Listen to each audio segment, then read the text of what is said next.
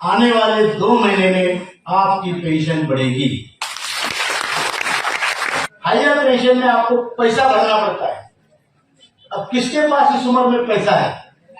जिसके पास है वो भरे, लेकिन आपको पैसा भरने के बाद भी उस पेंशन पर डीए नहीं है। आप सभी का ये संघर्ष पिछले 8 सालों का है। 8 साल से लगातार आप संघर्ष कर रहे हैं। जो नेतागण हैं, जो आपके लिए दौड़ रहे हैं, उनको बीमार पड़ने का परमिशन नहीं है। बीमार नहीं पड़ सकता, परमिशन नहीं है। इतना मेहनत करने के बाद, पूरा स्टडी करने के बाद, एक स्टडी आंदोलन है, पूरा अभ्यास किया हुआ आंदोलन है। इसमें फिजिकल एफर्ट्स भी है, मेंटल एफर्ट्स भी है, दौड़ भाग है, संयम है, बहुत संयम है। और इसका परिणाम ये हुआ कि आदरणीय प्रधानमंत्री जी ने आपको 2 बार बुलाया, आधा घंटा 2 बार चर्चा की। और जब उन्होंने चर्चा की तो उन्होंने ये प्रॉमिस किया कि ये काम होना ही चाहिए। और मैं आपके साथ हूं, आपका प्रधान सेवक हूं। फिर भी काम नहीं हो रहा था, हम परेशान थे। लोग हमें पूछ रहे थे, उनको पूछने का हक भी है। अगर ये काम हम किसी के नौकरी नहीं कर रहे, अपने हाथ से वॉलेंटियरली ये काम हमने लिया है, तो ये हमारी जिम्मेदारी बनती है कि लोगों को जवाबदेह बने। और आज वित्त मंत्री जी ने आपको 2 बार बुलाया, आधा घंटा चर्चा की। निर्मला सीतारमण जी के ट्विटर पे उन्होंने डाला, today I met commander Ashok Raut and NSC team and discuss with them about pension. ये ट्विटर पे डाला फाइनेंस मिनिस्टर। लेबर मिनिस्टर की हमारे साथ कम से कम 20 से ज्यादा मीटिंगें हुई है। 4th लेबर मिनिस्टर है जिनके साथ मीटिंग हो रही है। काम हो रहे हैं। ब्यूरोक्रेटिक लेवल में आपको मैं बताना चाहता हूं कि मेरा कर्तव्य है कि आपको बताऊं। ब्यूरोक्रेटिक लेवल में हमारी जो मीटिंगें हुई है, cabinet secretary of India, finance secretary of India, expenditure secretary of India और लेबर सेक्रेटरी ऑफ इंडिया, इस विषय के जो सबसे टॉप ब्यूरोक्रेट्स है, उनके साथ हमारी केवल मीटिंग नहीं, चर्चा हुई है, निटी ग्रिटी से चर्चा हुई है। और ये पूरा जो विषय है, हम भुक्तभोगी है। हम ब्यूरोक्रेट हर 2 साल में बदलता है, सरकार बदलती है, मिनिस्टर बदलते हैं, लेकिन जो पीड़ित पेंशनर है वो नहीं बदलता है, उसको उतना ही पेंशन मिलता रहता है। तो इसलिए हमने उसका अभ्यास करके हर किसी के सामने प्रेजेंट किया। और जो हमारे आंकड़े थे, जो हमारे फिगर्स थे, फैक्ट्स थे, उसको कोई भी आज तक नकार नहीं पाया। किसी ने बोला नहीं ये गलत है, क्योंकि उसमें हमने अभ्यास किया है। हमारे पास आप लोगों में बहुत बड़े विद्वान लोग बैठे हैं, पूरे देश में हमारे लोग हैं, और जिसकी जो क्षमता है उसके अनुसार उसको काम मिलता है। लीडरशिप मतलब कोई बहुत बड़ा नायक बनने की बात नहीं है, कोऑर्डिनेशन की बात होती है कि जिसको जो आता है, सरासरी जी को अगर कुछ आता है तो मुझे वही काम उनसे करवाना चाहिए। नंदेंद्र गौड़ा जी को उनकी कैपेसिटी है, वो काम हमने करना चाहिए। इस प्रकार हमने ये आंदोलन इसलिए छेड़ा है, ये केवल पैसों की बात नहीं है। पैसा है तो हमारा मान सम्मान है। आज 36,60,000 इतने लोगों को 1,000 से कम पेंशन है। 36,60,000 समझ में आ रहा है ना? इतने लोगों को पेंशन 1,000 से कम मिलती है। तो मेरे देश में मेरा बाप अगर भूखा है तो ये मेरा कर्तव्य है कि उसके लिए मैं लड़ पड़ूं, उसके लिए संघर्ष करूं। और इसलिए हमने ये संघर्ष छेड़ा है। आज पैसा न होने के कारण हमारे घर में हमारी इज्जत नहीं रहती, सोसाइटी में इज्जत नहीं रहती। और हम क्या चाहते हैं? 7,500 महीने लगता 2 लोगों का मिनिमम गुजारा होने के लिए पैसा मांगते हैं। मैं चाहता हूं, क्या शक्ति चाहिए हमको यह शक्ति चाहिए कि अगर मेरा नाती पोती कोई ग्रैंडसन ग्रैंड डॉटर मेरे पास दौड़ के आएगा और बोलेगा अप्पा मेरा आज हैप्पी बर्थडे है, तो उसको मैं 500-200 रुपए दे सकूंगा। ये क्षमता हम चाहते हैं। हम चाहते हैं कि हमारे देश की संस्कृति बची रहे, जहां मातृदेवो भव, पितृदेवो भव, गुरुदेवो भव की संस्कृति है। अगर हमारे घर में हमारा बाप, हमारी माँ अपमानित होती है, तो संस्कृति को बहुत बड़ा धक्का है। ये हमारा मानना है। हम चाहते हैं कि हमारे माँ बाप की इज्जत बची रहे, और जो पहली पीढ़ी है उसका तीसरी पीढ़ी से संपर्क हो। पहली पीढ़ी का तीसरी पीढ़ी से संपर्क होगा, तभी संस्कृति का जतन होगा, संस्कृति का वहन होगा, अन्यथा नहीं होगा। और इसलिए हम पहली पीढ़ी और तीसरी पीढ़ी का संपर्क बनाना चाहते हो। कैसे बनेगा? मेरा नाती, मेरा पोती मेरे पास इसीलिए आएगा कि मैं कभी कभी उसको चॉकलेट खिलाता हूँ, कभी कभी उसके हाथ में पैसा रखता हूँ। बराबर है? बराबर है कि गलत है? तो मेरे में ये शक्ति चाहिए कि मेरी तीसरी पीढ़ी मेरे पास आए।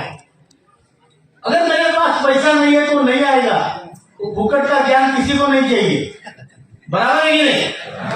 वो बोलेगा बुढ़े बुलाता तो है, देता कुछ नहीं, ज्ञान पिला देता है कि हमारे जमाने में हम इतने स्ट्रिक्ट थे, पैसा तो देता नहीं है। आज की पीढ़ी को जो चाहिए वो हमारी पहली पीढ़ी देने को सकनी चाहिए।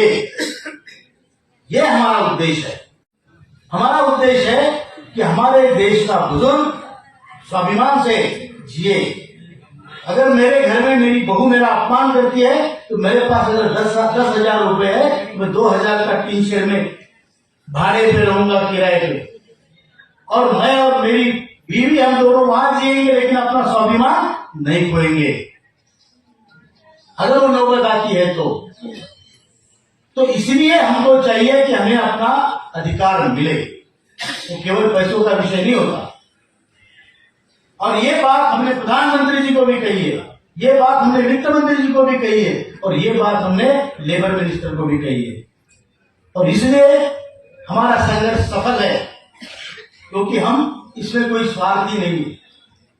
यहां जो सिस्टम इस संगठन में है वो ये है कि हमारे देश में एक, आप देखो हिस्ट्री में हमारे देश में बड़े बड़े राजा हुए, बहुत अमीर राजा हुए, बहुत पराक्रमी राजा हुए, बड़े बड़े उनके पास सैन्य थे, लेकिन पूजा सिर्फ राम की होती है, क्योंकि उसने त्याग किया है। त्याग, ये संगठन त्याग पर आधारित है।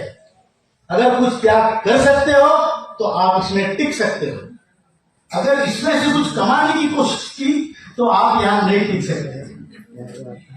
गरीब लोगों के पैसे लेके अगर आप कुछ फ्रॉड कर रहे हो तो यहां आप टिक ही नहीं सकते। हमारे संगठन का जो पैसों का व्यवहार मैं बताता हूं कैसे चलता है। वासु साहब ने भाषण में बहुत अच्छा कहा इसके लिए। मैं कहता हूं आपको, हमारे संगठन में ये चलता है मंदिर जैसा। जो मंदिर की सिस्टम है वो सिस्टम इस संगठन में है। आप कहीं गए होंगे साईं बाबा शिरडी, कहीं भी मंदिर, जहां मंदिर है वहां आपको कोई कितना पैसा पेटी में डाल रहा है कोई चेक नहीं करता। भगवान चेक करता है क्या? कितना पैसा डाला? नहीं, वो चेक नहीं करता। आपने पैसा नहीं भी डाला तो भी चलेगा, दर्शन नहीं भी दिया तो भी चलेगा, लेकिन खाना पेट भर के खा के जाना है। यही सिस्टम अपने संगठन का है। साल के हम लेते हैं 120 रुपया, वो भी वॉलेंटियरली, दिल किया मन से लगा कि देना है तो दो।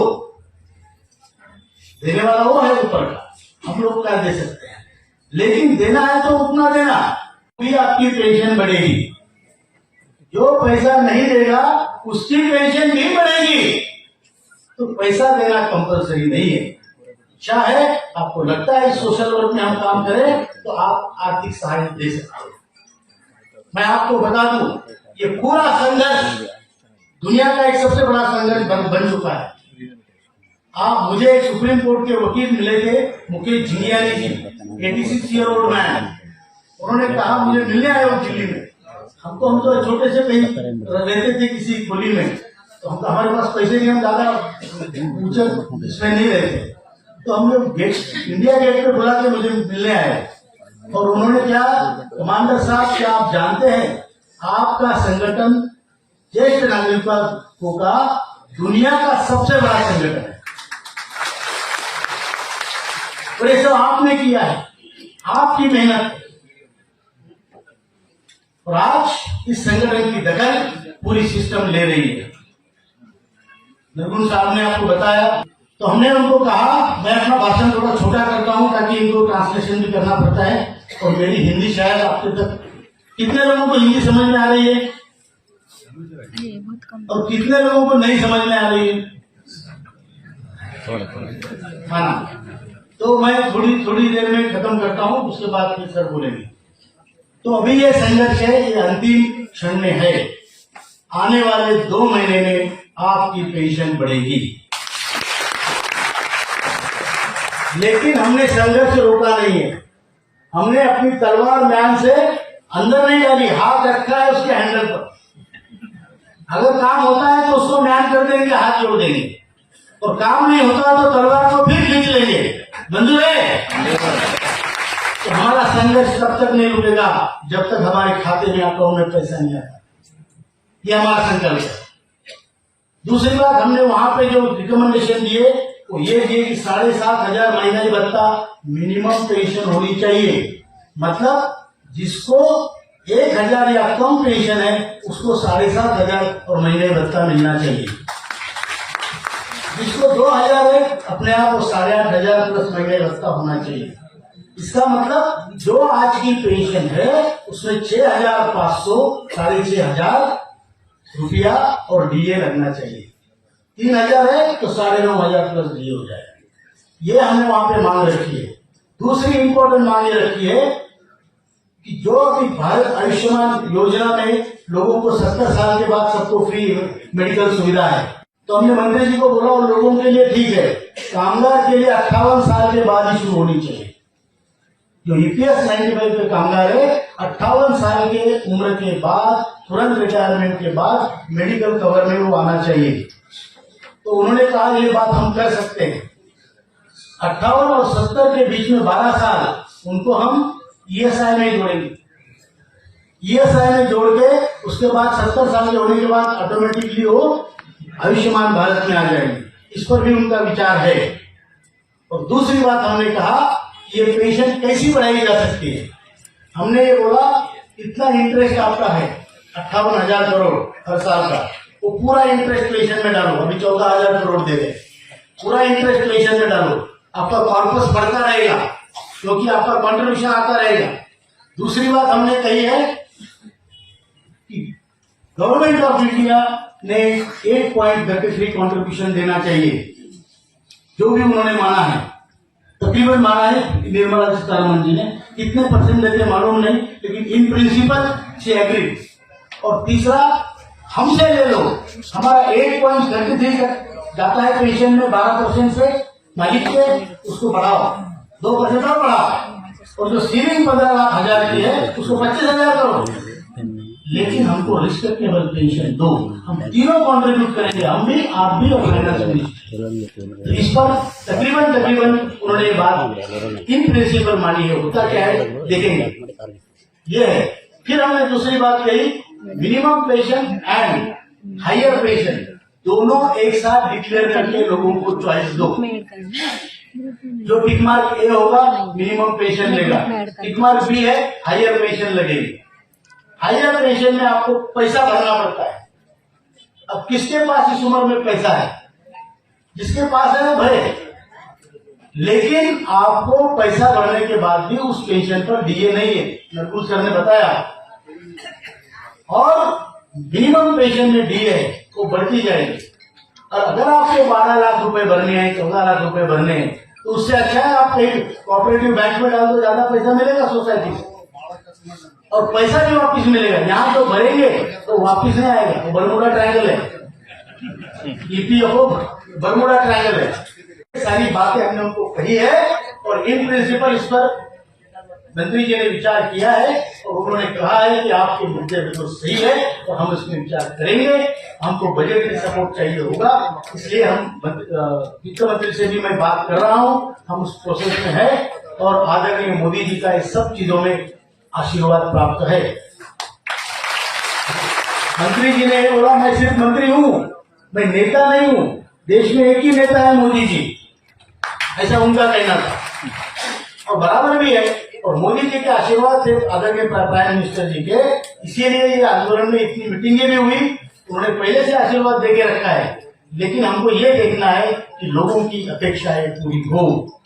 ये नहीं कि बोला कुछ और दिया कुछ, ये हम सहन नहीं करेंगे। बराबर है। अगर हमारी अपेक्षा पूरी नहीं हुई तो हम ये सहन नहीं करेंगे, फिर खड़े होंगे, लड़ेंगे, क्योंकि हम जानते हैं घर में सड़ते सड़ते मरने से अच्छा है हम लड़ते लड़ते मरे। बराबर है। इतना ही कहता हूँ, ज्यादा आपका समय इसलिए नहीं लूंगा कि हिंदी ज्यादा फॉलो भी नहीं हो रही है और मंजुनाथ जी भी यहाँ एक्सप्लेन कर देंगे। दो नारे लगा रहे, कोई भेदभाव नहीं यहाँ पे, यहाँ धर्म का ना जाति का कर्म का रिश्ता है।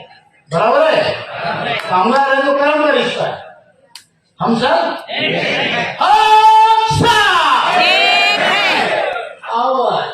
बुढ़े हो गए क्या? नहीं ना। हम सब जो बुढ़े हैं हाथ मत उठाना, दुख सकता है। हम सब। दूसरा हमारा नारा है ज्येष्ठ भारत श्रेष्ठ भारत। हमारा भारत देश दुनिया में ज्येष्ठ है और दुनिया में श्रेष्ठ ही हमारा मानना है। मैडम बताएंगी ऑस्ट्रेलिया से आई, हमारा भारत देश दुनिया में ज्येष्ठ है और श्रेष्ठ है, और उस देश के हम ज्येष्ठ और श्रेष्ठ नागरिक हैं। इसका हमें अभिमान है और इसलिए हमें नारा देना है ज्येष्ठ भारत ज्येष्ठ भारत ज्येष्ठ भारत। धन्यवाद।